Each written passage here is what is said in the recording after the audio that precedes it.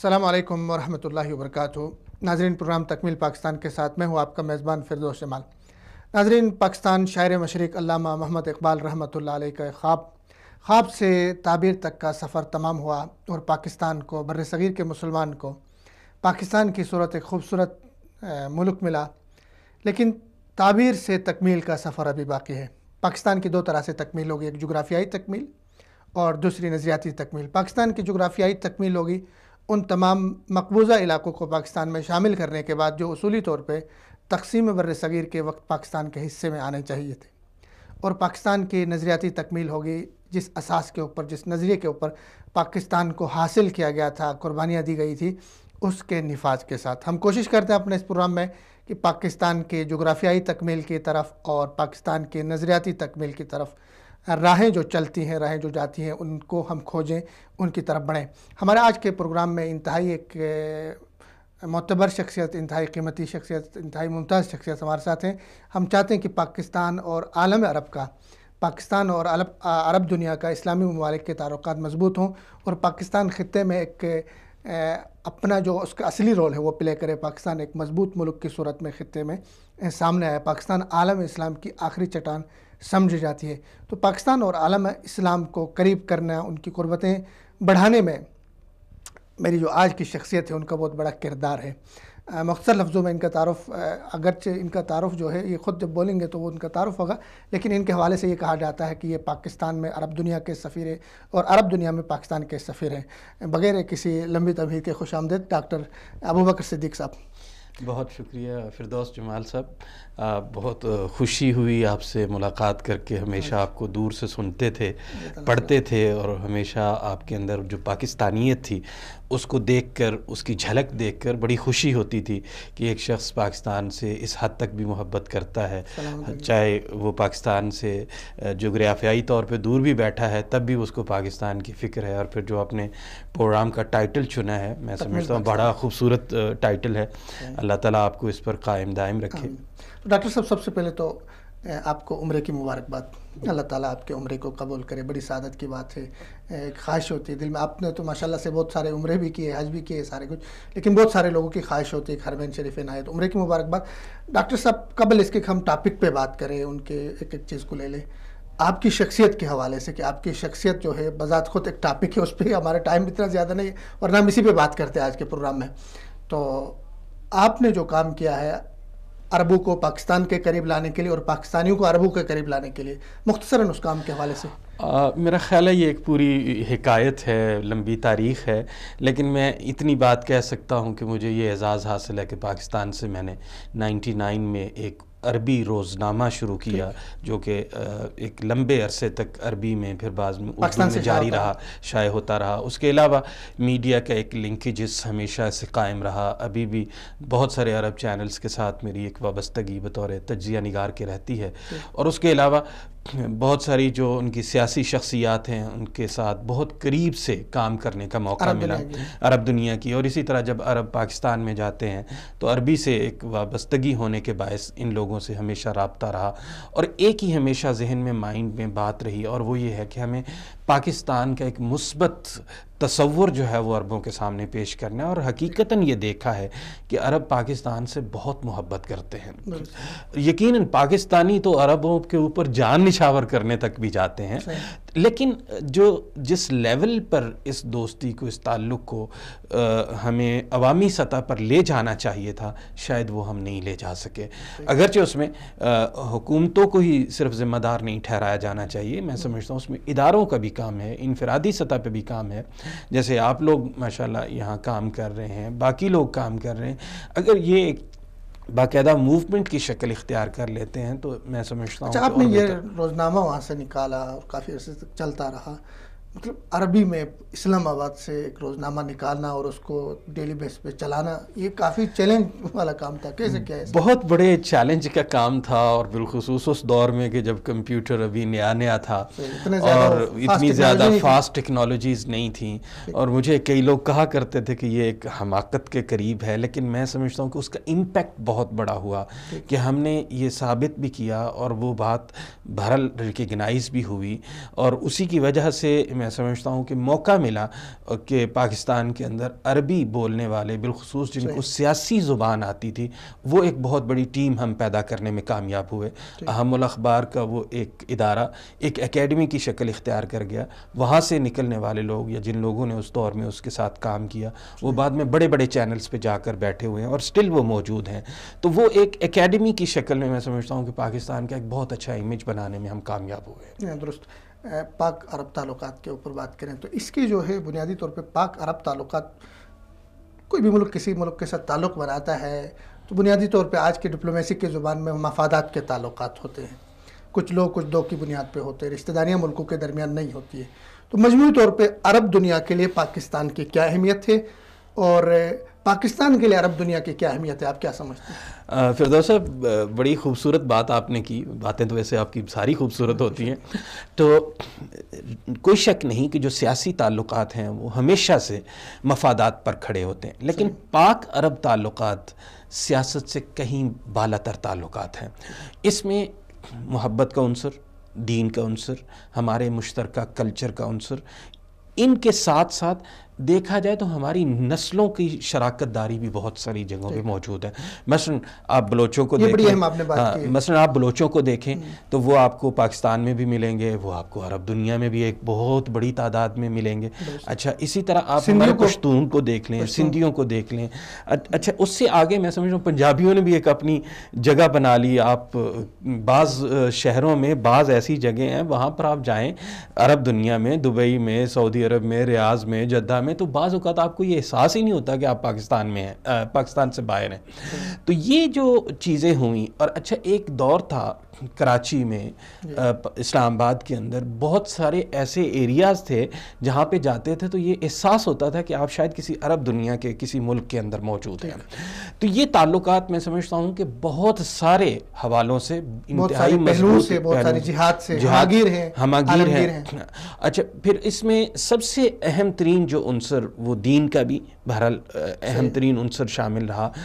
پھر اس کے بعد بہت ساری اور راہیں ہماری اور ان کے درمیان کھلیں. ان میں مثلا دیکھا جائے تو ایجوکیشن کے فیلڈ میں آپ یہاں اب بھی عرب دنیا کے کسی بڑے ہاسپٹل میں چلے جائیں تو آپ یقینی طور پہ دیکھیں گے کہ کوئی اچھا ڈاکٹر آپ کو ملے گا، پتہ چلے گا جی میں پاکستان سے پڑھ کے آیا ہوں. اچھا اسی طرح آپ انجینئرنگ کے فیلڈ میں چلے جائیں تو وہ جو یہاں سے وہاں لوگ پڑھنے گئے، اسی طرح پاکستان سے جو یہاں دنیا پڑھنے کے لیے آئی اور یہاں سے واپس گئے، ان لوگوں کا ایک بڑا کردار تھا. اچھا پھر اس کے علاوہ بین الاقوامی سطح پر ہمارے تعلقات بہت مضبوط رہے. مثلا یورپ کے اندر آپ مسلمانوں کی کمیونٹیز کو دیکھیں گے تو بہت سارے ہمارے تعلقات عربوں کے ساتھ وہاں سے مضبوط ہو کر آئے. ان سارے پہلوؤں کو اگر دیکھا جائے تو پاکستان کے عربوں کے ساتھ تعلقات صرف سیاسی نہیں ہیں، بہت عوامی ہیں. ہاں کوئی شک نہیں کہ سیاسی اعتبار سے شاید ہم بہت زیادہ اس کو متحرک نہیں کر سکے. اس پہ ہم بات کر لیں گے. جی. اچھا اسپیشلی عرب دنیا تو کافی بڑی ہے، بہت سارے ممالک ہیں جن کے ساتھ ہمارے تعلقات میں تلخی رہی، کسی حد تک تلخی ہے بھی، وہ دور بھی ہو جائے گی انشاءاللہ. لیکن اسپیشلی اگر ہم سعودی عرب کی بات کرتے ہیں تو میرے پروگرام میں راجہ ظفر الحق صاحب آئے پچھلے 2 ہفتے پہلے، تو انہوں نے ایک بڑی اہم بات کی، تاریخی بات کی. انہوں نے کہا کہ سعودی عرب کے ساتھ ہمارے تعلقات پاکستان بننے سے پہلے.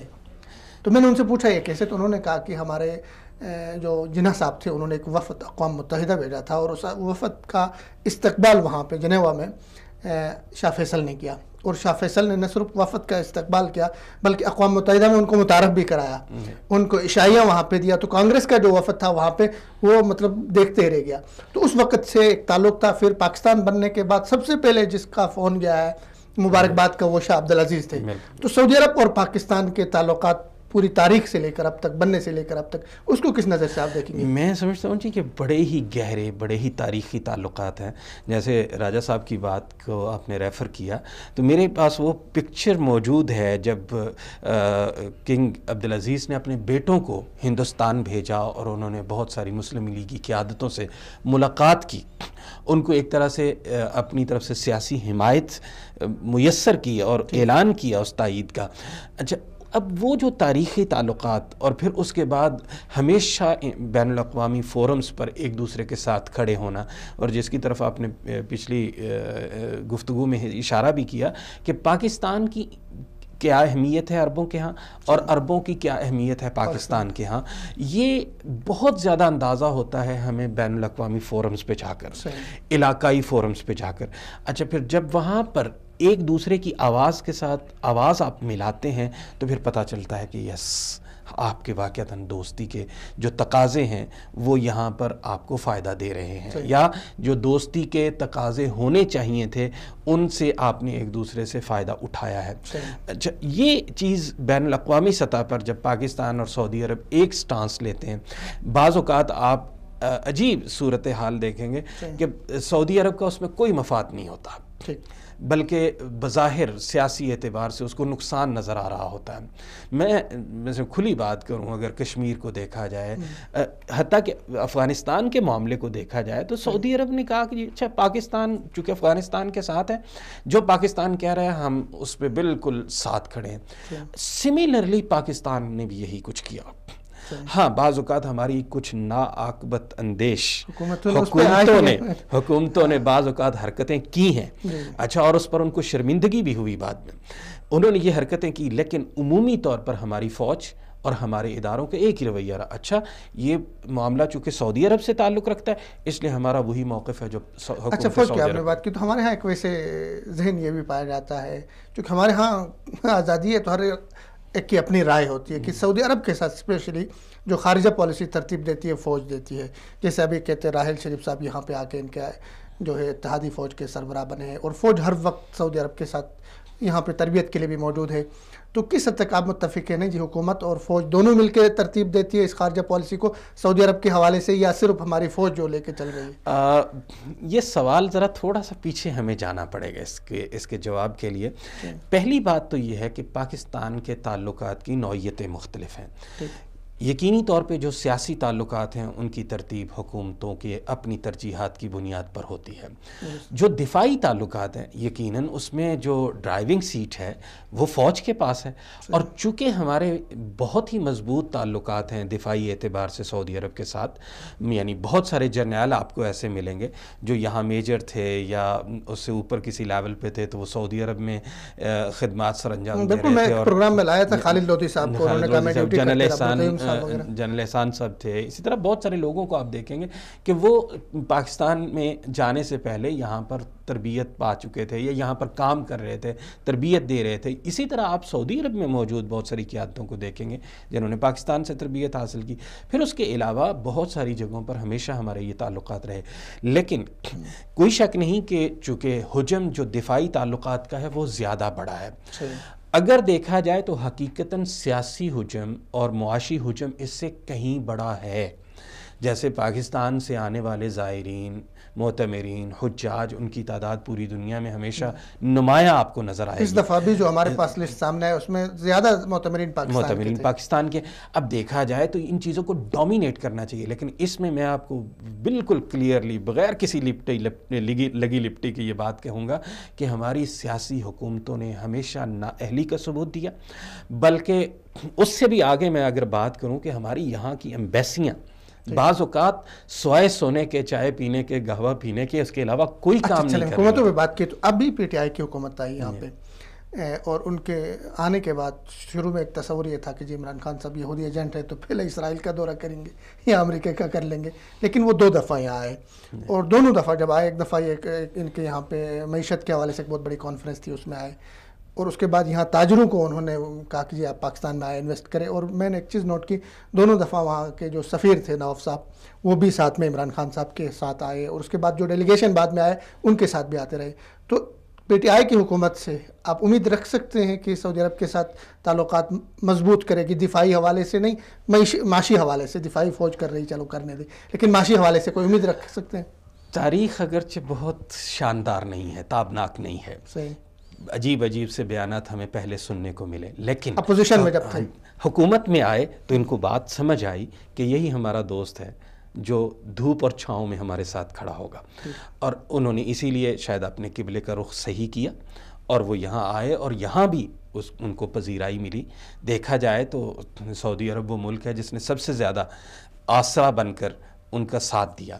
تو اس اعتبار سے میں سمجھتا ہوں یہ عمران خان صاحب پر بہت ہی بڑی ذمہ داری ہے کہ وہ اس ذمہ داری کو بہتر طریقے سے سر انجام دے. اور بہرحال ان کے جو اقدامات اس حوالے سے اب تک سامنے آئے ہیں وہ بڑے خوش آئند ہیں اور ہم توقع کر سکتے ہیں کہ یہ اور بہتر ہوں گے.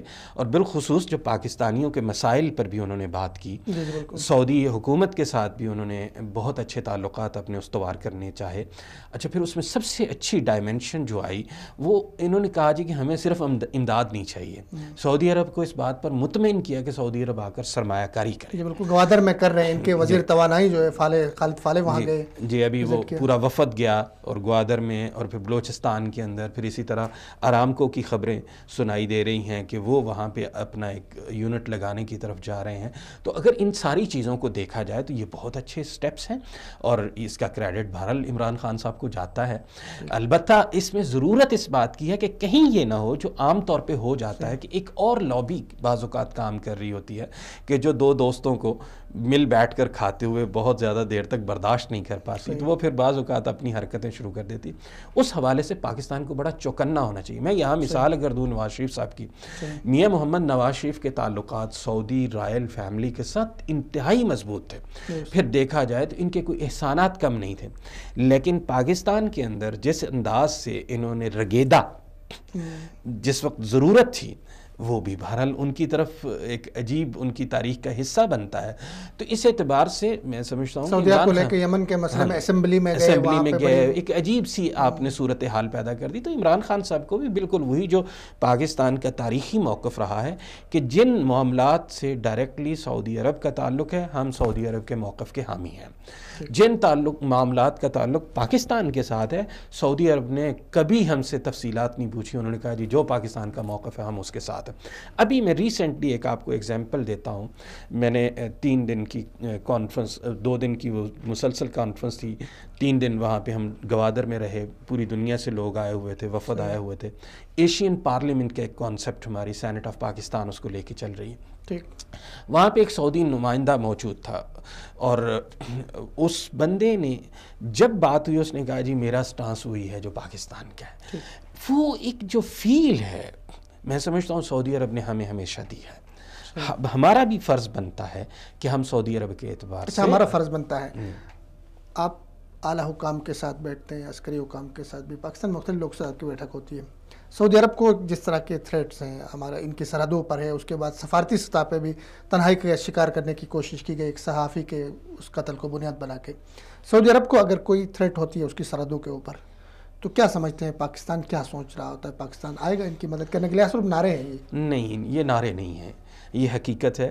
اور پاکستان اس معاملے میں کبھی لمبی سوچ بھی نہیں سوچے گا, چونکہ حرمین کا معاملہ بہت ہی مختلف ہے, حساس ہے, اور اس میں ہماری فوج یقینی طور پہ وہ بھی اس سٹانس پہ قائم ہے. ہماری سیاسی حکومتیں بھی ہمیشہ اس بات پہ قائم رہی ہیں, لیکن عوام ان سے زیادہ کانشیس ہیں, حساس ہیں اس موضوع پر, اور وہ کبھی بھی ایک لمحے کی تاخیر کسی حکومت کو نہیں کرنے دیں گے.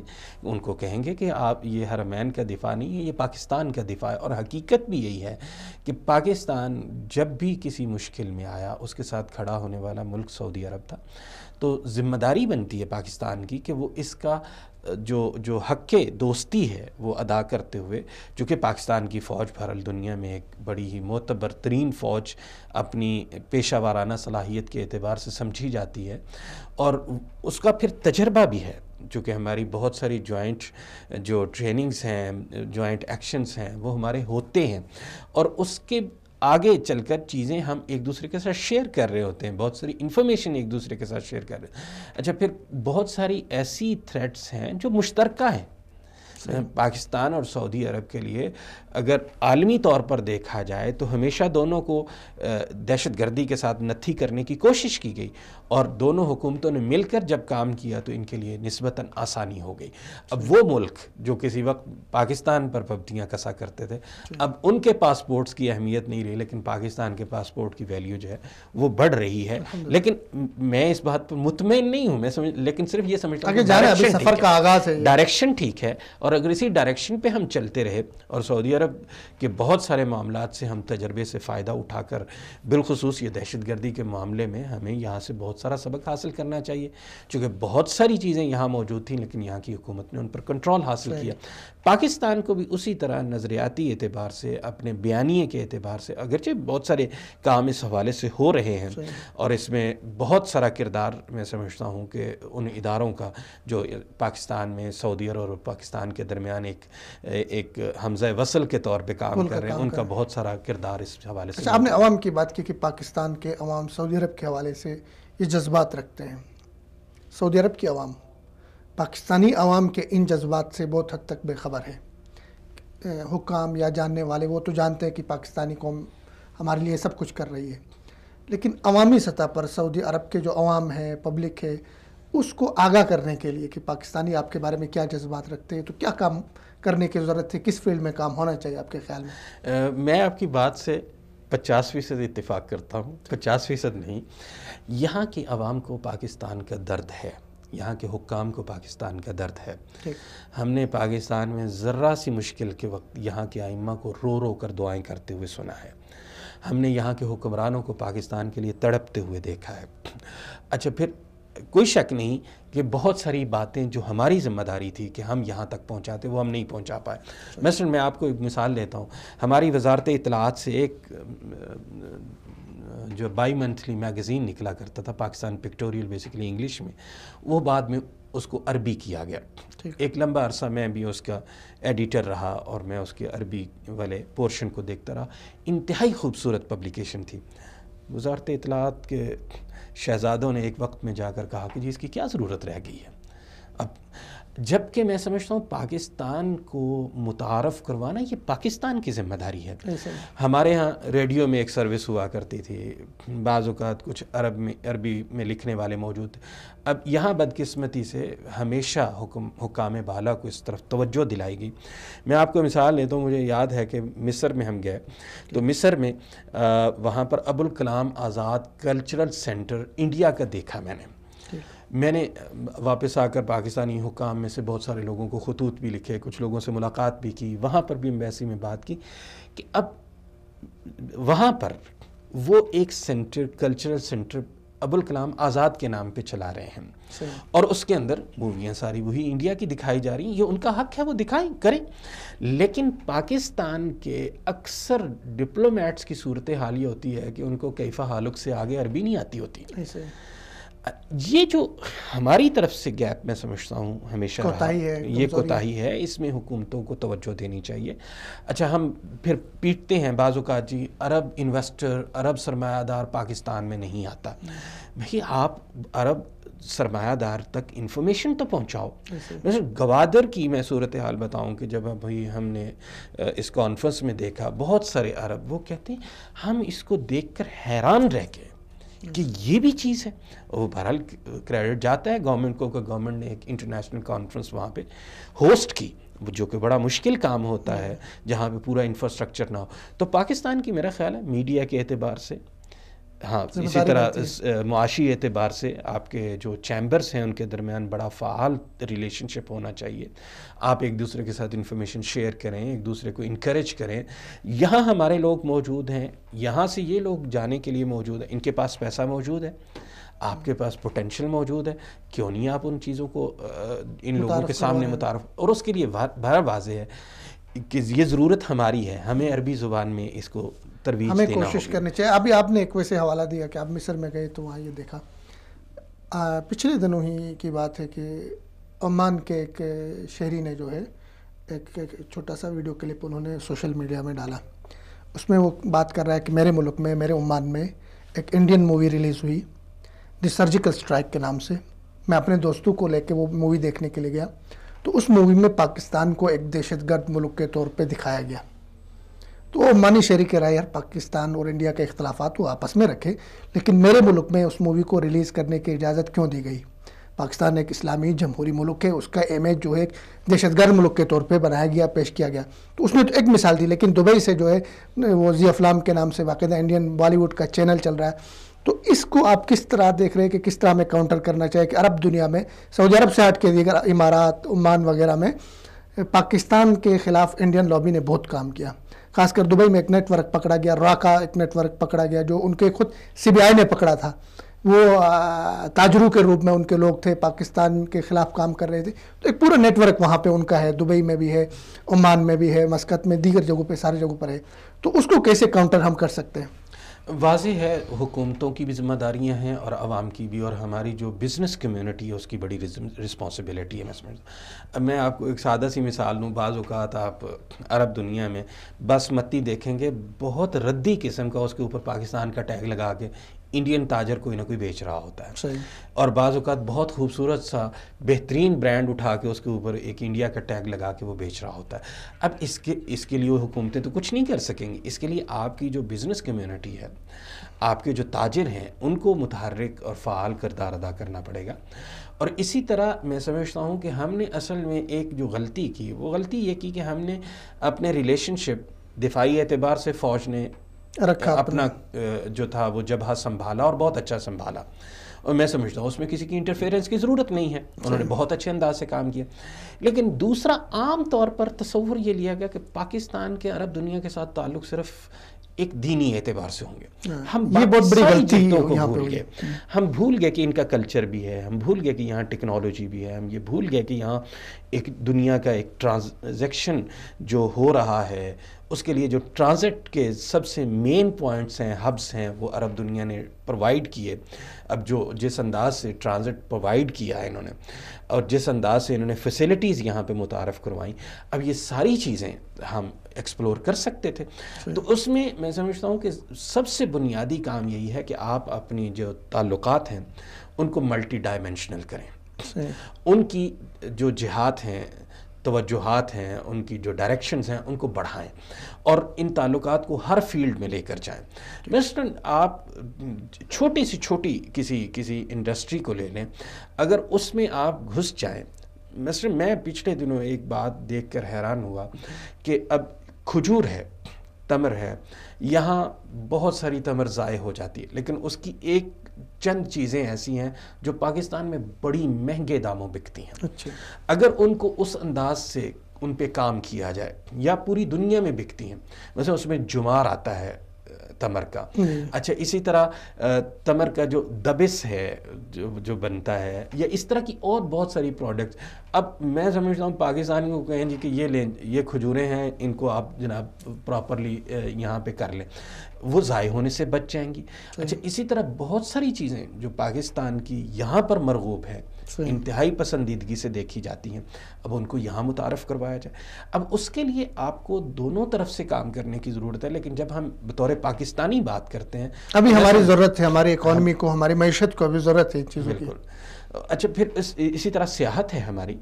اگر ہم اس کو متعارف کرانے میں کامیاب ہو جائیں، مثلا یہاں میری اہلیہ کے عزیز ہیں جو کہ سعودی ہیں، ان کے بچے کچھ 20-25 سال کے بعد اپنے والد صاحب کی وفات کے بعد پچھلے دنوں پاکستان گئے، تو وہ سر پکڑ کے بیٹھ کے کہتے ہیں اماں تم نے ہمیں بتایا کیوں نہیں کہ پاکستان اتنا خوبصورت ہے. وہ کہتی بیٹا میں تو آپ کو ہمیشہ یہ بتاتی تھی، لیکن آپ نے، وہ کہتے نہیں ہم تو ہمیشہ اس بات سے ڈرتے رہے کہ جی پاکستان میں تو بم دھماکے ہوتے ہیں، پاکستان میں تو امن ہی نہیں ہے، تو سکون ہی نہیں ہے. تو وہ ابھی بتا رہا تھا کہ میں اپنے بہت سارے دوستوں کو کہہ رہا ہوں یورپ شورپ کو بھول جاؤ، پاکستان میں جو کچھ ہے، جتنا کچھ میں نے دیکھا وہ تو اس کا 100واں حصہ بھی نہیں ہے، اور وہ اتنا خوبصورت ہے. تو باقی پاکستان کو اگر میں ایکسپلور کروں تو کتنا خوبصورت. کیا بات ہے. سعودی عرب سے ہٹ کے اگر ہم بات کریں چھوٹے چھوٹے پاکٹ سائز عرب ممالک کے، ان کے ساتھ پاکستان کے تھوڑا سا الجھاؤ کھینچاؤ بحرین کے ساتھ ہوا، اس کے بعد امارات کے ساتھ سی پیک کو لے کے تھوڑے سے تحفظات تھے. اب امارات کے ولی عہد بھی وہاں پہ آئے اور عمران خان صاحب امارات آئے، ان کے جو ڈیلیگیشن بھی تجارتی جا رہے ہیں. تو کیا سمجھتے ہیں حکومت کوئی دانشمندی کا کام کر رہی ہے اور ان کے تحفظات دور کرنے میں کامیاب ہو چکی ہے؟ میرا خیال ہے اس حوالے سے ڈائریکشن ٹھیک ہے. اور دوسری بات یہ کہ یہ میرا خیال ہے کہ تناؤ بہت کم دیکھنے میں آیا. کبھی کبھی غلط فہمیاں ہو جاتی رہیں اور ان کو بہت جلدی دور کر لیا گیا. اور اس میں بھی میں سمجھتا ہوں کہ ہمیشہ جو کردار سعودی عرب کا رہا وہ بڑا مثبت رہا. اس میں اگرچہ کچھ غلطیاں ہماری بھی یقینی طور پہ شامل ہیں، عوام کی بھی ہو سکتی ہیں، حکومتوں کی بھی. حکومتوں کی اگر ہم بات کریں تو نواز شریف صاحب کے دور میں اور زرداری صاحب کے دور میں امارات کا کوئی سرکاری ایک وزٹ پہ نہیں ہوا، اور کہا یہ جا رہا ہے، باتیں یہ کی جا رہی ہے جی دونوں اقامے لے کے بیٹھے تھے تو کس منہ سے جاتے، مطلب یہ ایک عوامی سطح پر ایک کیے اس طرح ہے، اور فیلن بھی نہیں ہوا، ان دونوں کا وزٹ نہیں ہوا۔ امارات کا ایک اہم ملک ہے، دبئی سنگاپور ہے آپ کے اس خطے کا۔ ویسے مجھے ڈر ہے کہ کہیں اگلے بھی اقامہ نہ لے لیں، جو تعلقات بہت زیادہ اچھے ہوتے جا رہے ہیں کہ یہ اقاموں کی سیاست میرا خیال ہے ہوا یہ کہ جب بھی آپ نے نہیں، ویسے اگر آپ ملک کے وزیر اعظم ہیں، آپ دوسرے ملک کے اقامہ لے کے بیٹھ جاتے ہیں، اقامہ بھی ظاہر ہے، اقامے اور نیشنلٹی میں بڑا فرق ہے، یورپی ممالک کی نیشنلٹی اور چیز ہے، اقامہ اور چیز ہے، اقامے میں آپ کسی کفیل کے تحت ہوتے، پاکستان کا پرائم منسٹر ہے اور کسی کفیل کا جو ہے مینیجر ہے یا جو بھی، اس کی تو کوئی وقت نہیں رہی نا، 22 کروڑ عوام کا نہیں، یہ تو کوئی شک نہیں، بڑی شرمناک بات تھی، اور اس کی وجہ یہی رہی، میں سمجھتا ہوں کہ جو انہوں نے ذاتی امپائرز کھڑی کرنے کی کوشش کی، لیکن یہ ڈر مجھے اس حکومت میں بھی موجود نظر آتا ہے، یعنی میں خوف زدہ ہوں کہ اس میں بھی جو کئی وہ جو الیکٹیبل کے نام پر لوگ ڈال لیے گئے، کہیں وہ بھی یہی حرکتیں شروع نہ کر دیں۔ عمران خان کے بارے میں آپ ابھی چونکہ وقت سے پہلے بہت کچھ نہیں کہہ سکتے، لیکن اکیلا وزیر اعظم تو کچھ نہیں کرتا، اس کی ٹیم کام کرواتی ہے، تو ضرورت اس چیز کی ہے کہ آپ انویسٹمنٹ کو، شراکت داری کو، اس کو زیادہ سے زیادہ انکریج کریں اور ان کو پروجیکٹس کی شکل دیں، تو واضح ہے پھر آپ کے ذاتی فائدے بھی نکل سکتے ہیں، آپ لیجئے، کوئی نہیں روکے گا، لیکن ملک کو، قوم کو کیا فائدہ مل رہا ہے، ہر عام شہری کا تو یہی سوال ہوگا، اور وہ اگر دیکھا جائے تو وہ بہرحال ڈائریکشن کچھ انہوں نے ٹھیک کی ہے، اسپیشلی میں سمجھتا ہوں کہ دبئی کے ساتھ، امارات کے ساتھ تعلقات کو بہت استوار رکھنا یہ ہماری ضرورت ہے۔ ایسے ایک ہوا بنا دیا گیا جی سی پیک کے وہ خلاف ہے، بھائی تحفظات بعض اوقات چیزیں ہوتی ہیں، آپ وہ ایک دوسرے کے ساتھ بیٹھ کر کلیئر کر سکتے ہیں، اب ان کو اگر اختلافات کا نام دے دیا جائے تو وہ واضح پھر فاصلے بڑھتے چلے جاتے ہیں۔ اسی طرح مثلا کویت کے ساتھ دیکھا جائے، باقی کئی چھوٹے چھوٹے پھر اس چیز کو اگر ہم سمجھا پائے ہیں عربوں کو کہ اگر پاکستان کو بھی اس سے نکالا جاتا ہے تو آپ کی سرحد تو مستقبل کے سپر پاور اور چائنا کے ساتھ ہو جائے گی، آپ کی حدود ان کے ساتھ ملے گی، تو آپ کے لیے تو بڑے دفاع کے لالے پڑ جائیں گے، تو پاکستان کی اہمیت بتانے کی ضرورت ہے، ان کے ساتھ بیٹھک کرنے کی، بتانے کی ظاہر ہے، ابھی تو پاکستان کے ساتھ ان کی سرحد اگر کہیں ملتی ہے عمان کی، مسقط کی، اس کی، تو پاکستان ان کے دفاع کے لیے وہاں پہ کھڑا ہے، بالکل ایسے، تو یہ چیز ان کو سمجھانے کی ضرورت ہے۔ اچھا، ایک اور چیز جو ہمارے ابھی جو نیا فیصلہ حکومت نے کیا پاکستانی کہ مختلف ممالک کے لیے ویزے کی سہولت انہوں نے دی، آسانی، ان میں کوئی تقریباً 93 جو ہے کنٹریز ہیں، اس میں عرب ممالک تقریباً سب شامل ہیں، ان کو شامل کیا کہ جی پاکستان آنے کے لیے ویزے کی جو سختیاں تھیں، چیزیں تھیں، وہ ختم ہو رہی ہیں، تو آپ کے خیال میں کن کن شعبوں میں یہاں سے لوگوں کو جانا چاہیے، ہمیں ان کو سہولیات دینا چاہیے؟ فار ایگزامپل میڈیکل کا ہمارے پاس پاکستان میں آ کے میڈیکل پڑھ سکتے ہیں، ہماری یونیورسٹی میں اسکالرشپ آپ دے سکتے ہیں ان کو، اچھا اسی طرح سے بزنس کی ہم نے بات کر دی، اور کن کن شعبوں میں سیاحت میں آ سکتے ہیں، تو کن کن ان میں پوٹینشیل ہمارے پاس ہے کہ ہم ان کو دعوت دے دیں کہ آئیں جی پاکستان؟ میں سمجھتا ہوں دیکھیں ہمارے پاس اس وقت جو سب سے بڑا پروجیکٹ ہے وہ سی پیک کا ہے، اور یہ گیم چینجر ہے، پورے خطے کے اندر یہ پوری کی پوری بساط بدل دے گا، الٹ دے گا۔ اب اس میں بڑے بڑے پروجیکٹس کی ضرورت ہے۔ اچھا، اس میں حکومتوں سے ہٹ کے انفرادی طور پہ تاجر چیمبر آف کامرس بھی آ کے وہاں پہ کر سکتے ہیں، یقینی طور پہ وہ کر سکتے ہیں۔ جو دیکھیں نا، سب سے اہم چیز ہے وہ ہے آپ کی بہت ساری انڈسٹریز وہ ہیں جن میں آپ بہت زیادہ خود کفیل ہیں، مثلاً آپ ارامکو کے ہی پروجیکٹ کو دیکھ لیں اگر، اب وہ ایک دنیا کی بڑی کمپنیوں میں سے ایک کمپنی ہے، اب وہ اگر پاکستان میں جاتی ہے تو یقیناً اس کا ایک امپیکٹ جو ہے وہ جہاں اکانومی پہ پڑے گا وہاں پہ ہمارے ریلیشن شپ پہ بھی پڑے گا۔ اچھا، اس سے آگے چل کر بہت سارے فیلڈز میں ایکسپیرینس یہاں کی کمپنیز کو موجود ہے، مثلا کنسٹرکشن میں ایون دیکھتا ہوں، اگرچہ ورکر وہیں سے پاکستان سے آیا ہوا ہے، لیکن آپ نے یہاں پہ ایک ٹیکنالوجی کا یوز کر کے اس ورکر کو ملا کے ایک بہت اچھا سیٹ اپ کھڑا کر دیا۔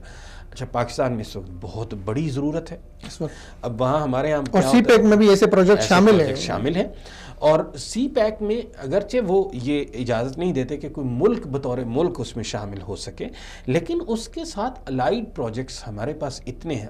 ایگریکلچر آپ دیکھ لیں، پاکستان میں اتنا پوٹینشیل ہے۔ اچھا، اب آپ آرٹیفیشل چیزیں کتنی بنا لیں گے؟ واضح ہے چائنا اس میدان میں بھی سب سے آگے ہے.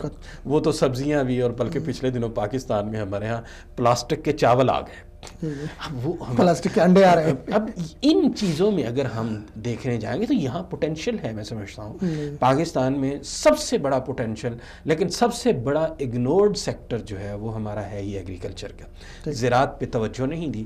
زراعت پہ اگر توجہ نہیں دی، اسی طرح فشری پہ آپ دیکھ لیں، یہاں کے لوگوں کا ایک اپنا ایکسپیرینس ہے، وہ وہاں پہ شیئر کر سکتے ہیں. اچھا، پھر اسی طرح ہمارے پاس جو اسمال لیول انڈسٹریز کے یونٹس ہیں، اچھا اس میں اب وہی لوگ، میں سمجھتا ہوں کہ صرف پاکستان کو اب یہ بات سمجھانے کی ضرورت ہے، اور سعودی حکومت میں بالخصوص محمد بن نائف کو یہ کریڈٹ جاتا ہے کہ انہوں نے یہاں یہ جو کفیلوں کا نظام ختم کیا. لیکن میں کہتا ہوں کہ یہی لوگ اگر اتنے ہی پیسے دوبارہ کمانا چاہتے ہیں تو وہی جو پاکستانی ان کے ساتھ کام کرتے تھے، یہ ان کے ساتھ پاکستان میں چلے جائیں. یہاں جو ایک ملین ریال کا پروجیکٹ لگتا تھا، وہ 1 ملین روپے میں پاکستان کے اندر لگ جائے گا، اور اس سے بڑا پروفٹ ریشو ان کو یہاں بیٹھے بیٹھے مل جائے گا. چونکہ پاکستان میں جو سب سے بڑی کمی ہے وہ انویسٹمنٹ کی ہے، اور انویسٹمنٹ کی کمی کے پیچھے بھی چونکہ ریزن یہی ہے کہ بینک آپ کے قرض نہیں دیتے. اچھا، پھر آپ کو اگر کوئی قرض لینا پڑ جاتا ہے تو پہلے تو آپ ثابت کریں کہ جی آپ کو قرض کی ضرورت نہیں ہے.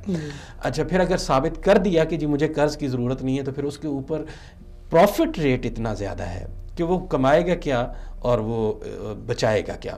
اب اس صورتحال میں سمجھتا ہوں کہ جو سب سے بڑی جو ڈائمنشن ہو سکتی ہے وہ ہے انویسٹمنٹ کی، کہ یہاں سے لوگ جائیں، وہاں انویسٹمنٹ کریں. پاکستان میں جو ہیومن ریسورس ہے وہ بہرحال بڑا پوٹینشیل والا موجود ہے، اور وہ اچھا اس میں بچت بھی ہے ہماری، چونکہ سی پیک کے بعد بہت سارے تھریٹس بھی ہیں، ہمیں بہت سارے خطرات بھی منڈلا رہے ہیں. اس میں کلچرل ایشو ہے، لیکن اب ایک سعودی آ جائے، ایک عرب آ جائے، ایک اماراتی آ جائے، ایک کوئی اور بحرینی آ جائے، ہمیں اس سے کوئی خطرہ نہیں ہے، ہمارے کلچر کو کوئی کم از کم خطرہ نہیں ہے. لیکن واضح ہے وہ لوگ جن کا مذہب کوئی نہیں ہے، ان کے ساتھ ہماری ریلیشن شپ کی جو ہے وہ حدود ہیں، وہ اکانومی پر رک جاتی ہیں. اگر اکانومی سے آگے وہ جانے کی کوشش کریں گے تو وہاں ہماری تہذیب کے لیے خطرہ ہو جا گیا. تو وہاں پر میں سمجھتا ہوں کہ بڑی ضرورت ہے. ان کے کلچر کی آپ نے بات کی، ہمارے بھائی ہیں، مسلمان ہیں، ان کے حوالے سے پاکستان میں ایک عمومی طور پہ ہمارے میڈیا میں بھی، سوشل میڈیا میں بھی، عوامی سطح پہ بھی کوشش کی گئی ہے کہ ایک ایسا امیج بلڈ کرے جی کہ بدو ہیں. اب عرب میں اب ایک لڑکی جو ہے پچھلے دنوں یہاں سے بھاگ کے کینیڈا گئی، سعودی عرب کی، اس کے بعد میں نے دیکھا بہت سارے ہمارے میڈیا ہاؤسز نے اس پہ بات کی، جی سعودی عرب میں لڑکیوں کی تعلیم نہیں ہے. میں نکال کے رکھی چیز، میں کہا دنیا کی سب سے بڑی یونیورسٹی لڑکیوں کی جامعہ نورہ جو ہے وہ سعودی عرب میں ہے، اس کے اور 22 سے زیادہ تقریباً وہاں پہ فیکلٹیز، وہاں بہت بڑی جدید یونیورسٹی ہے. تو ان چیزوں کا علم نہیں ہے، اور سعودی عرب کے جو آپ کا تو واسطہ پڑا ہے، آپ ان کے معاشرے میں، سماج پہ اٹھنا بیٹھنا، کتنا رچ ان کا کلچر ہے، کتنی خوبصورت ان کی روایت ہے، کتنی تہذیب، ادب، آداب، کتنا، لیکن بس ایک وہ مائنڈ سیٹ بنا جی بدو ہیں. تو اس کو کیسے ختم کیا جائے؟ اچھا، یہاں بھی میرا خیال ہے اس میں کوئی شک نہیں، بڑا رچ کلچر ہمارا ہے. جیسے ابھی ہماری بات ہو بھی رہی تھی کہ جیسے جنادریہ یہاں ہوتا ہے، یا دوسرے یہاں پہ جو مہرجانات ہوتے ہیں، ایون باقی عرب ممالک میں جو ہوتے ہیں، جب ہمارے لوگ ان میں آتے ہیں ان کی آنکھیں کھلی کی کھلی رہ جاتی ہیں. یعنی جو کلچرلی اسٹرانگ بیک گراؤنڈ رکھتے ہیں عرب، اس میں بہرحال ذمہ داری میں سمجھتا ہوں کہ یہاں عربوں کی تھی. انہوں نے اپنا کلچر متعارف نہیں کروایا. مثلا میں بہت احترام کرتا ہوں ان تمام پروجیکٹس کا جو سعودی عرب نے پاکستان میں کیے، لیکن مجھے نہیں یاد پڑتا کہ کلچر وائز کبھی کسی عرب ملک نے پاکستان کے اندر کوئی بہت بڑا کلچرل کمپلیکس جو ہے یہ کمپلیکس قائم کیا. ویسے مجھے ایک دفعہ یاد ہے کہ ایک اپنا مصری ایک گروپ آیا. اب اس گروپ کو جس انداز سے لوگوں نے ہاتھوں پہ لیا، اچھا جس انداز سے پچھلے دنوں سعودی عرب سے ایک ایسے حرمین کی نمائش کے حوالے سے میں نے ایگزیبیشن ہوئی، لوگوں نے جو رسپانس دیا وہ اٹ واز اے مارولس. اب اس کے لیے ضرورت یہ تھی کہ عرب ملک پاکستان کے اندر کیا کرتے کہ یہ وہاں اپنے کلچرل سینٹرز قائم کرتے.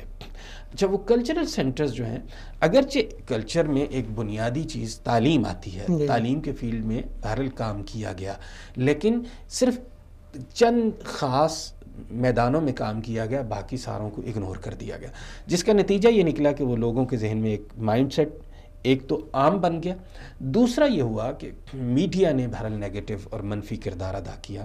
اس میں بھی ابھی ضرورت ہے کہ مثبت طریقے سے اچھا اس پہ ایک بات میں آپ کو سے یہ پوچھنا چاہوں گا کہ پاکستان میں ایک عمومی طور پہ بہت ساری چیزیں حقیقت نہیں ہوتی ہے، بیلنس کرنے کے لیے بولی جاتی ہے. ہمارے کچھ ہمسائے ممالک ہیں، ان کی شرارتیں جب پاکستان میں ہوتی ہے تو اس کو بیلنس کرنے کے لیے کہتے ہیں جی وہ لوگ بھی کر رہے ہیں اور سعودیز بھی پاکستان میں کر رہے ہیں. کیا کوئی ایسا گراؤنڈ ریالٹی کوئی ہے اس کی کہ پاکستان میں کبھی سعودیہ نے فنڈ دیا ہو جی دھماکے کرنے کے لیے، سعودیہ نے فنڈ دیا ہو جی وہاں پہ تشدد کے فروغ کے لیے، کوئی ایسی چیز ہے پاکستان میں؟ میرا نہیں خیال کہ کبھی ایسی صورتحال بنی ہو.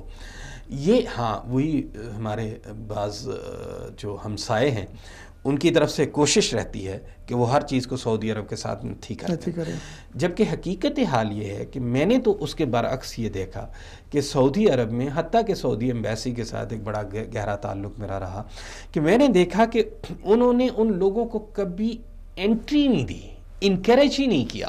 تو آپ ان کو بھی ان کے کھاتے میں ڈال دیں گے تو یہ زیادتی ہوگی. البتہ اس میں جیسے آپ کا یہ چینل اور آپ لوگ ماشاءاللہ محنت کر رہے ہیں کہ اس کے ایک امیج آپ اچھے طریقے سے اردو زبان میں اردو جاننے والوں تک پہنچا رہے ہیں، تو یہ کام میں سمجھتا ہوں یہاں کی حکومت کو بھی چاہیے کہ وہ اس کو مزید پروموٹ کرے. مثلا جیسے ہمیں ضرورت ہے کہ ہم پاکستان کا تعارف عرب دنیا کو مثبت طریقے سے کروائیں، تو میں سمجھتا ہوں یہ عرب دنیا کی بھی ذمہ داری ہے. 22 کروڑ کا ملک ہے، عالم اسلام کی واحد ایٹمی طاقت ہے، کہ وہاں پر اپنا مثبت تعارف پیش کریں. اور کوئی شک نہیں کہ ہمارے معاشرے میں عربوں کا بعض حوالوں سے بہت منفی تاثر دیا جاتا ہے. اب اس کو زائل کرنے کے لیے یقیناً آپ کو میڈیا کے میڈیم کو یوز کرنا چاہیے. اچھا اس میڈیا کے میڈیم کو یوز کرنے کے لیے واضح آپ کو وہی زبان بولنی پڑے گی جو وہ لوگ بولتے ہیں. مثلا آپ سادہ سا ابھی ریسنٹ ایکسپیرینس دیکھ لیں جو ترکی نے پاکستان میں کیا. ترکی نے کیا کیا؟ چند ڈرامے اردو میں ڈبنگ کیے ہیں. بلیو می پاکستانیوں میں سے ہر دوسرا پاکستانی جو ہے وہ حرم دیکھنے کے لیے، وہ عشق ممنوع اور پتہ نہیں کیا کیا دیکھنے کے لیے وہ ٹوٹ پڑا کہ جی ترکی میں اسلامسٹ کہہ رہے ہیں ہمارے ڈرامے. اچھا اب حقیقت حال یہ ہے کہ وہ ڈرامے کوئی نہ وہ ڈرامے تھے. اب اسی طرح ان کا کلچر آ گیا پاکستان، لیکن ان کا کلچر پاکستان میں ہوا. اور مجھے خود جانے کا اتفاق ہوا، استنبول ہم گئے تو وہاں ہر چوتھی جگہ پہ ہمیں کوئی نہ کوئی پاکستانی نظر آ رہا ہے. اچھا جی میں نے کئی لوگوں کو باقاعدہ انٹرویو کیا، کہنے لگے جی وہ میں نے فلاں ڈرامہ دیکھا تھا، تب سے میں نے فیصلہ کیا تھا کہ میں نے ضرور جانا ہے، میں نے ٹاپ کاپی پیلس ضرور دیکھنا ہے، میں نے فلاں جگہ ضرور دیکھنی ہے. اب یہ چیزیں ضرورت ہے. جیسے مثلا میں سمجھتا ہوں کہ اگرچہ ہماری اس وقت جو ڈرامہ فلم اس کے اندر بہت سارا لیکچر پن آ گیا ہے. ایک وقت تھا بڑے سنجیدہ ہمیں شائستہ چیزیں میسج ہوتا تھا، لیکن ابھی بھی بہرحال ہمارے ڈراموں میں بہت ساری چیزوں میں اندر یہ چیز موجود ہے. اب ان کو آپ سمپل ٹرانسلیٹ کریں، عرب دنیا کو دے دیں. اسی طرح عرب دنیا کی بہت ساری چیزیں جو ان کے ہاں چینلز میں چل رہی ہیں ان کو آپ اردو میں کنورٹ کر دیں تو یہ تاثر زائل ہو سکتا ہے. کوئی شک نہیں ہر معاشرے کے اندر ہر طرح کے لوگ موجود ہوتے ہیں، لیکن کیا آپ دو لوگوں کے رویے کی بنیاد پہ پوری قوم کے بارے میں فیصلہ کر دیں گے؟ اچھا یہاں پہ پھر واضح ہے وہی میڈیا کا کردار جو ہے وہ بڑا اہم سامنے آتا ہے کہ میڈیا کیا کردار ادا کر. اب سوشل میڈیا کی صورت میں چونکہ اب کنٹرول کسی کے ہاتھ میں رہا نہیں ہے، یہ تو وہ بندروں کے ہاتھ میں اس طرح دینے والے کی والی بات ہو گئی ہے. تو اب اس صورتحال میں یقیناً اچھے اداروں کا وجود میں آنا، پھر ان کا ذمہ داری کو سنبھالنا، پھر اچھے انداز سے اس کو پروموٹ کرنا، یہ انتہائی اہم ہے. اچھا آپ نے اداروں کی بات کی تو ایک تو حکومت گورنمنٹ ٹو گورنمنٹ، ایک اداروں کے آپس میں ریلیشن یہ تو ہوتے رہیں گے اور امید رکھ سکتے ہیں بہتر ہوں گے. انفرادی طور پہ کچھ افراد مل کے کرتے ہیں دو ملکوں کو قریب لانے کے لیے، جیسے کہ آپ کا ایک پلیٹ فارم بھی تھا، فورم بھی تھا. اس سلسلے میں آپ بتائیں آپ نے کچھ کام کیا اپنے اس کے فورم کے ذریعے اور آئندہ بھی غالباً آپ ارادہ رکھتے ہیں، تو اس سطح کے کام ہونے چاہیے، ان کے کتنے اثرات دونوں کنٹریز پہ، دونوں معاشروں پہ، دونوں سماج میں پڑ سکتے ہیں؟ جی میں سمجھتا ہوں کہ ان کا بڑا اثر ہے. ہم نے اپنی سطح پر پاک عرب کوآپریشن فورم کے نام سے یہ فورم لانچ کیا تھا. سٹل اس پہ ہماری کچھ نہ کچھ ایکٹیویٹیز جاری رہتی ہیں. اس میں دونوں طرف کے لوگ ہوں گے. دونوں طرف کے لوگ. ابھی ہم نے تھوڑا سا اس کا دائرہ خاصا وسیع کرنے کی کوشش کی ہے. اب کافی سارے سعودی عرب کے ایکسپرٹس بھی، کچھ سابق سفارتکار بھی، اسی طرح کچھ صحافی بھی، کچھ تاجر بھی، وہ ہم نے اس میں شامل کیے. اسی طرح پاکستان کی طرف سے بھی ایک بہت بڑا بورڈ، اور امید ہے کہ ہم اس مارچ کے اندر اس کو پراپرلی دوبارہ سے اس سیٹ اپ کو اناؤنس کریں گے. چونکہ اس میں اہداف کیا ہیں آپ لوگ؟ اہداف سادہ سا تھا ہدف ہمارے سامنے. مثلاً ایک دو ایکٹیویٹیز ہم نے پچھلے دور میں کی کہ یہاں سے ہم کچھ جرنلسٹ لے کے گئے پاکستان میں، ان کو ہم نے فیسیلیٹیٹ کیا. اچھا، اس کو ہم نے کوئی بہت بڑا کام مارکا نہیں مارا، اپنے اداروں سے بات کی. ہمارے اداروں نے کہا جی ہمیں تو اس سے اچھا کیا کام چاہیے، چلیں ہم آپ کو اکوموڈیشن دے دیتے ہیں، ہم آپ کو ٹکٹ دے دیتے ہیں. کسی نے کہا جی ہم آپ کو فیسیلٹی یہ دے دیتے ہیں. اب اس کا نتیجہ یہ نکلا کہ جب یہ عرب جرنلسٹ وہاں گئے، وہاں پر چیزیں دیکھ کر واپس آئے تو ان کا نقطہ نظر ہی بدل چکا تھا. اسی طرح ہم چاہتے ہیں کہ پاکستان سے جو ہمارے جرنلسٹ ہیں، جو ہمارے ممبران ہیں، وہ یہاں آئیں، وہ یہاں آ کر پوٹینشیل دیکھیں اور وہ جا کر واپس پاکستان کے اندر ان چیزوں کو کریں. یہ جب تک ریسیپروکل نہیں ہوگا، جب تک دونوں طرف سے یہ کام ہم نہیں کریں گے، تو اس کے لیے عوامی سطح پر ایک آگہی، ایک شعور وہ دینے کی ضرورت ہے. اور اس کے لیے گاہے بگاہے پروگرامز ترتیب دینا. پھر اس سے بھی آگے جو میں سمجھتا ہوں کہ وہ چیز ہے، وہ ہے آپ کی انفارمیشن. صحیح. آپ صرف انفارمیشن پاس آن کر دیں تو میں سمجھتا ہوں کہ آپ کے بہت سارے کام جو ہیں وہ ایزی ہو جاتے ہیں. اب مشکل یہ پیش آتی ہے، مثلا مجھے پچھلے دنوں میں یہ دیکھ کر بڑی عجیب حیرانگی ہوئی بعض جگہوں پہ، مثلا یہاں سعودی عرب میں بھی بعض جگہوں پر ایسی اردو لکھی ہوتی ہے کہ اردو کی ٹرانسلیشن کرنی پڑتی ہے. اب واضح اس کا مطلب یہ ہوا کہ وہاں ہم نے اسی طرح ہمارے ہاں پاکستان میں مجھے چونکہ بہت سارا تجربہ رہا سیاسی شخصیات کے ساتھ بطور مترجم کام کرنے کے.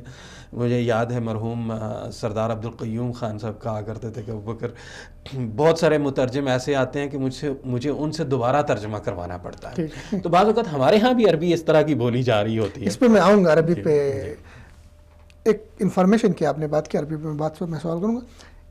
ڈس انفارمیشن بہت زیادہ عربوں کے حوالے سے. وجہ میں جو سمجھ، کیونکہ میرے سے بہت سارے دوست رابطہ کرتے جی مدینے میں ہے کہ یار یہ واقعہ ہوا سعودیہ میں، اس کی حقیقت کیا ہے. تو وہ واقعہ ایز اٹ وہ اٹھاتے ہیں مغربی میڈیا سے. اس میں ظاہر ہے عربوں کے خلاف بہت بڑا پروپیگنڈا ہوتا ہے، تو وہ اٹھا کے ہمارے میڈیا اس کو چلا رہا ہوتا ہے. اور ہمارے میڈیا کی صورتحال یہ، جیو جیسے بہت بڑا چینل، میں نام لے رہا ہوں، نام نہیں لینا چاہیے تھا، انہوں نے اپنے اس کے خطبے کے حوالے سے، حج کے خطبے کے حوالے سے کہ جی امام حرم صاحب جو ہے وہ حج کا خطبہ دے رہے ہیں مدینہ منورہ میں.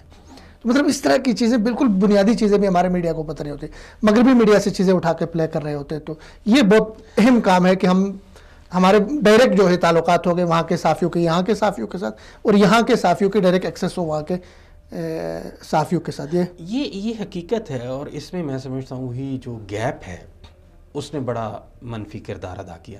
مثلا آپ وہ واقعہ، مجھے مرحوم مولانا بشیر صاحب تھے، عربی کی بڑی خدمت انہوں نے کی، تو وہ واقعہ بیان کیا کرتے تھے. وہ اس زمانے میں یہاں سفارت خانے کے اندر مترجم تھے کہ جب وہ یہ جو حیمان والوں کا واقعہ پیش آیا تو اس وقت فیکس اور یہ چیزیں تو موجود نہیں تھے، تو یہاں سے ایک ٹرانسلیشن گئی.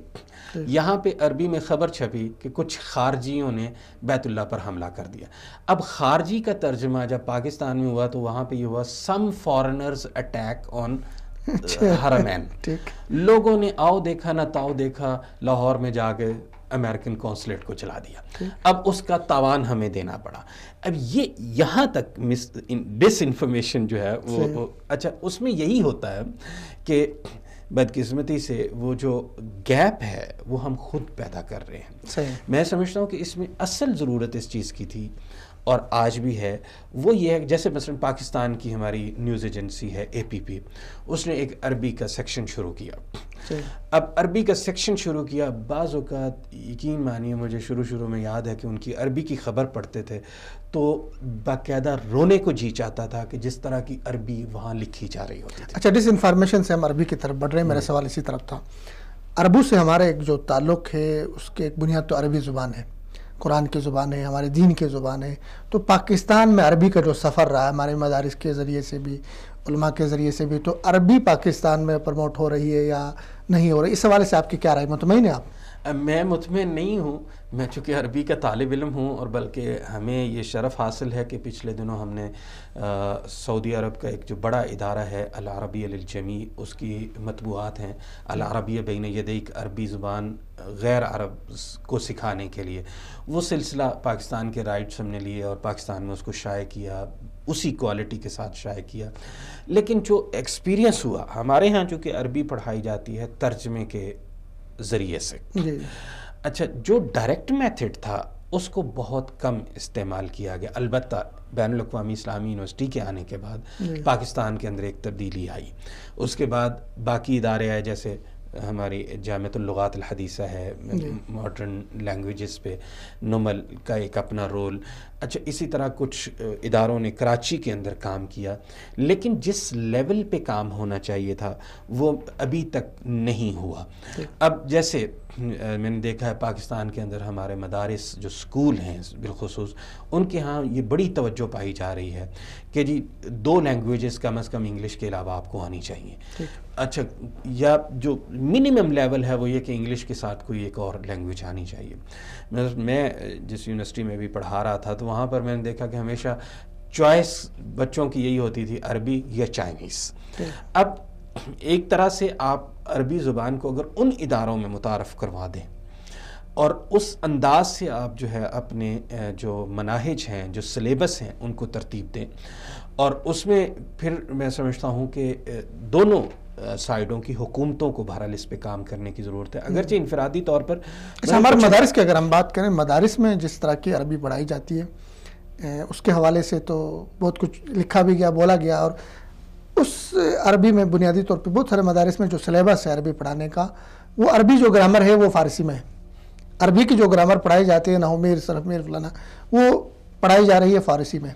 پھر اس کے بعد گرامر اتنے سال پڑھائی جاتی ہے کہ علی طنطاوی نے ایک مضمون لکھا تھا، وہ پاکستان گئے تھے، انہوں نے آفت النحو کے نام سے ایک مضمون لکھا کہ مطلب ایسا بھی ہوتا ہے بس اوقات عربی پڑھا 40 سال جس استاذ نے عربی گرامر پڑھائی ہے عربی کی، وہ 2 سطر عربی صحیح طرح سے لکھ بھی نہیں سکتا ہے۔ تو کیا محرکات اسباب ہیں کہ مدارس کے اندر، چونکہ مدارس کا تو ٹوٹل سلیبس، نصاب، سارا کچھ قرآن حدیث یہ چیزیں ہوتی ہیں، تو ان کی عربی یہاں آ جاتی ہے، آپ ایئرپورٹ میں ہی دم توڑ جاتی ہے؟ میں اس کے 2 جواب دینا چاہوں گا، چونکہ اس کے جواب کے نتیجے میں دونوں باتیں سمجھی جا سکتی ہیں، اور احتیاط سے کہیں فتویٰ بھی لگ سکتے ہیں۔ نہیں، فتوے سے آگے میں سمجھتا ہوں جو مدارس کا کردار اور مدارس کا کنٹریبیوشن ہے اس کا انکار نہیں کر سکتے۔ مثلا اس تنقید کا مطلب یہ قطعاً نہ سمجھ لیا جائے کہ ہم مدارس کے کردار پر یا مدارس کی اہمیت پر یا مدارس کے کنٹریبیوشن پر کوئی سوالیہ نشان لگا رہے ہیں۔ ہاں، جو عربی زبان کی حوالے سے بات ہم نے کی، وہ میرے جواب کا دوسرا حصہ ہوگا، اس میں ہاں ان سے ایک بہت بڑی غلطی ہوئی ہے، اور شاید اس میں ایک بنیادی ریزن ہی یہ تھا کہ ہم مقید ہو گئے اپنے اسی روایتی نظام کے، اور اتنے مقید ہوئے کہ بسا اوقات آپ جن کتابوں کو پڑھا رہے ہیں ان کتابوں کی شرح آپ جو لکھتے ہیں اس شرح کی بھی آگے شرح کی ضرورت پڑتی ہے۔ میں ہمارے ایک دوست ابھی اسلامی یونیورسٹی میں پڑھا رہے ہیں، انہوں نے ایک عجیب سی ایک دفعہ تحقیق کی، اور شاید وہ کبھی انہوں نے شائع بھی چھوٹی موٹی کی ہے۔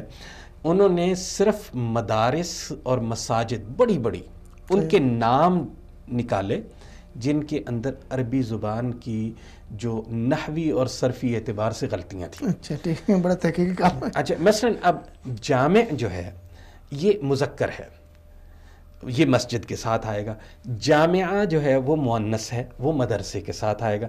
اب کئی جگہ پہ ہم یہ لکھا ہوا دیکھتے ہیں جامعہ مسجد، ٹوٹلی غلط ہے۔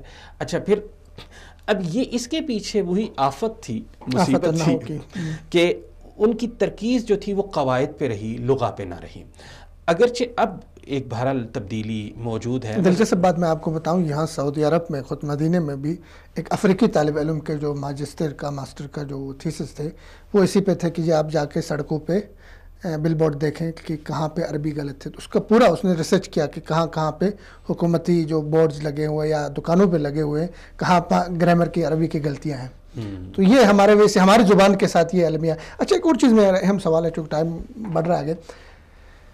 امریکہ جاتا ہے ایک پاکستانی، برطانیہ جاتا ہے، وہاں سے آتا ہے تو ان کے کلچر کو، ان کے عادات کو اڈاپٹ کر کے لے کر آتا ہے، اور وہ اس کا اٹھنا بیٹھنا اس پاکستان کے سماج کے اندر بھی وہ بالکل انگریزوں والا ہوتا ہے. ہمارے مین پاور یہاں پہ سعودی عرب میں 28 لاکھ پاکستانی تھے یہاں پہ، مزدور تھے، جو بھی طبقہ تھا. لیکن یہ جب پاکستان جاتا ہے تو عربوں والے کوئی بات لے کے نہیں جا رہا ہوتا ہے. عموماً یہ ایک تاثر پایا جاتا ہے. کیا کہیں گے اس میں، کیا محرکات اور اسباب ہیں؟ اس میں میں سمجھتا ہوں جو بڑا محرک ہے نا وہ یہ ہے کہ یہ پاکستانی ہمارے جب یہاں آئے تو یہاں پر ان کو پہلے سے پاکستانی ماحول مل جاتا ہے. ٹھیک.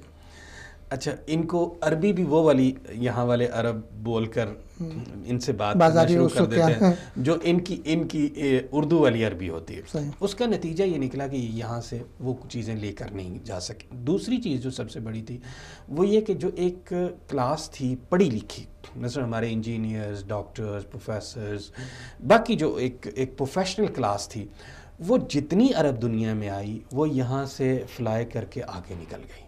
ٹھیک. یعنی میں میکسیمم لیول پہ یہ دیکھتا ہوں کہ وہ یہاں سے واپسی کا رخ نہیں کرتے. اچھا اب بنیادی طور پہ کلچرل کیریئرز جو ہوتے ہیں، جنہوں نے کلچر کو لے کر جانا ہے، وہ یہ پڑھے لکھے لوگ ہوں گے جن کی اپنی ایک جو ہے وہ تہذیبی اور تعلیمی سطح ہوگی.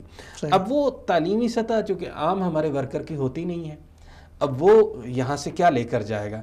ہاں وہ زیادہ سے زیادہ مالش لے جائے گا، معافی لے جائے گا، جملے شملے لے جائے گا، چند ایک رویے لے جائے گا، لیکن بہت ساری جو مثبت چیزیں. اچھا اس میں ایک پہلو تو یہ ہے، لیکن ایک دوسرا پہلو بھی ہے. وہ دوسرا پہلو یہ ہوا کہ خود میں سمجھتا ہوں یہاں عربوں نے بھی اتنی اوپننیس ان کو نہیں دی کہ گھل ملنا یہ ان کے کلچر میں اس طرح گھل مل سکتے. اچھا اس بیریئر کے دور کرنے میں بھی بنیادی طور پہ میں سمجھتا ہوں زبان کا کردار بڑا اہم تھا.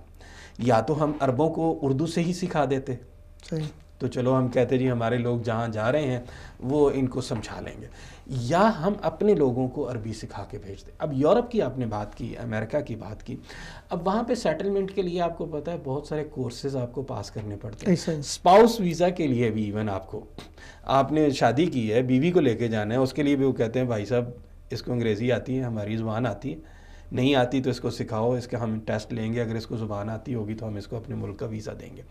تو اس میں سمجھتا ہوں کہ جو سب سے بڑا بیریئر ہے وہ یہی زبان کا رہا. بعض اوقات ہمارے لوگ جاننا چاہتے ہیں، وہ لے کر جانا چاہتے ہیں، سیکھنا چاہتے ہیں، لیکن چونکہ ان کو زبان نہیں آ رہی ہوتی. مثلا میں ابھی حرم میں بیٹھے ہوئے یہ بات فیل کر رہا تھا کہ اب وہاں ماشاءاللہ بہت سارے دروس عربی زبان میں ہو رہے ہیں، لیکن وہاں پر بیٹھنے والوں میں کوئی اکا دکا وہ پاکستانی طالب علم موجود ہو سکتا ہے، عام پاکستانی موجود نہیں ہے. اب اس کے لیے یہ تھا کہ ہمارے لوگوں کو لینگویج آتی ہی نہیں، اور وہی وہ جو مدارس والے چند لوگ تھے جن کو آتی تھی ان کی ایئرپورٹ پہ بیچاروں کی بات ختم ہو جاتی ہے عربی. مجھے وہ بڑا تاریخی سا واقعہ اپنے ایک استاد کا یاد ہے کہ وہ کہتے میں سعودی عرب میں گیا اور وہ یہ اکثر سنایا کرتے تھے. میں نے کسی عرب سے پوچھا ما ھذا یا شیخ یہ کیا ہے؟ اب یہاں چونکہ عربی زبان میں ما نفی کے لیے بھی استعمال ہوتا ہے، ما حل یعنی کویسچن کے معنی میں بھی استعمال ہوتا ہے کہ یہ ہے کیا. تو اس نے آگے سے ہنستے ہوئے کہا یا شیخ ھذا موجود، شیخ یہ چیز موجود ہے، نفی نہ کرو. تو کہتے ہیں میں نے اس کے سامنے قرآن کی آیت پڑھی، ما تلک بیمینک یا موسیٰ، کہ اے موسیٰ یہ تیرے ہاتھ میں کیا ہے؟ قال ہی عصای، انہوں نے کہا کہ یہ میری لاٹھی ہے. لمبی قرآن کی آیت. تو اب کہتے جب میں نے یہ آیت تلاوت کی تو وہ جو عرب تھا وہ وہاں سے اترا اپنی دکان پہ جہاں پہ ذرا اونچی جگہ پہ بیٹھا تھا، اس نے آ کر میرے ماتھے پہ بوسہ دیا کہ ذکرتنی، تم نے مجھے میری زبان یاد دلا دی. تو میں سمجھتا ہوں بنیادی طور پہ کلچر کو ٹرانسفر کرنے کے لیے لینگویج کا سہارا لینا پڑے گا. زبان اگر آپ کو آتی ہوگی تو اس کے ساتھ پھر زبان ایک پیکیج ہوتا ہے، اس میں زبان بنیاد ہے، بنیادی ریکوائرمنٹ ہے. اور جب تک یہ کلچرل ریلیشن شپ ہماری اسٹرانگ نہیں ہوگی نا جی، میں آپ کو بتاؤں کہ باوجود اس کے کہ ہم ان پہ مر مٹتے ہیں، یہ ہم پاکستان کے نام پہ ہماری مر محبت مٹتے سے وہ رہیں گی، لیکن یہ ہماری تشنہ رہیں گی، تشنگی ہے، وہ جو ہم وہ جملہ کہتے ہیں زبان یار من ترکی نمے دانم، ہمیں اپنے یار کی زبان سیکھنی پڑے گی، اور ہمارے لیے تو عربی زبان بہت سارے اور حوالوں سے بھی بڑی عزیز. جیسے ڈاکٹر صاحب پروگرام کا ٹائم اینڈ ہو رہا ہے، تو آخر میں دونوں حکومتوں کو، دونوں ممالک کے ایک دوسرے سفارت خانوں کو اور جو افراد کردار ادا کر سکتے ہیں اداروں کو کیا میسج دینا چاہیں گے تاکہ ہماری قربتیں بڑی، ہماری محبتیں مزید بہتر ہو جائیں، ہمارے تعلقات زیادہ فروغ پائیں؟ تو کوئی میسج دونوں طرف کے سفارت خانے، حکومتیں، ادارے تمام. ویسے تو کہتے ہیں نکار خانے میں ہماری طوطی کون سنے گا، لیکن کہنے میں اور پیش کرنے میں آپ کو کبھی کنجوسی سے کام نہیں لینا چاہیے. میں سمجھتا ہوں کہ کوئی چند بنیادی نکات طے کر لینے چاہیے. نمبر 1 میں سمجھتا ہوں آپ کو کلچرل سینٹر دونوں طرف کے قائم کرنے چاہیے. پاکستان کو عرب دنیا میں، عرب دنیا کو پاکستان میں ایکسچینج ہونا چاہیے، دونوں ایکسچینج، آپ کی کلچرل ایکسچینج جو ہے وہ بڑھنی چاہیے. دوسرے نمبر پہ آپ کے جو عوامی تعلقات ہیں ان کو بہت ہی فعال ہونا چاہیے. آپ کی عوامی سطح پر جو تعلقات کی سطح ہے اس کو اور مضبوط ہونا چاہیے.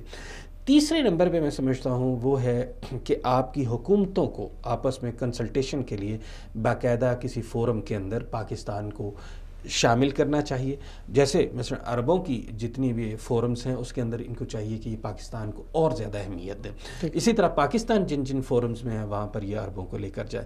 پھر اسی طرح تجارت اور اقتصاد، یہ چونکہ سب سے بڑی بنیادی چیز ہے، اقتصادی حوالوں سے ہمیں انتہائی مربوط طریقے سے دونوں قوموں کو، دونوں ملکوں کو یا دونوں عواموں کو بہت قریب کرنے کی انویسٹمنٹ موجود ہے. صرف اس کو سسٹمیٹک طریقے سے فعال کر کے منظم کرنے کی ضرورت ہے. اگر وہ ہم کر جائیں تو میں سمجھتا ہوں ہمارے تعلقات اور زیادہ مفید ہو سکتے ہیں. بہت شکریہ ڈاکٹر صاحب، آپ نے بہت قیمتی ٹائم دیا. بہت نوازش، سلامت رہیے. ناظرین، ڈاکٹر صاحب نے بڑی خوبصورتی کے ساتھ تمام پہلوؤں کا احاطہ کیا. وقت کی قلت تھی، تھوڑی سی تشنگی ممکن ہے آپ محسوس کریں، لیکن بڑی خوبصورتی کے ساتھ انہوں نے میں خود جو ہے بہت زیادہ ان کی باتیں سن کے بہت سارے ایسے پہلو جو میں عرب دنیا میں رہتے ہوئے مجھے نہیں پتا تھے، انہوں نے بتا دیا.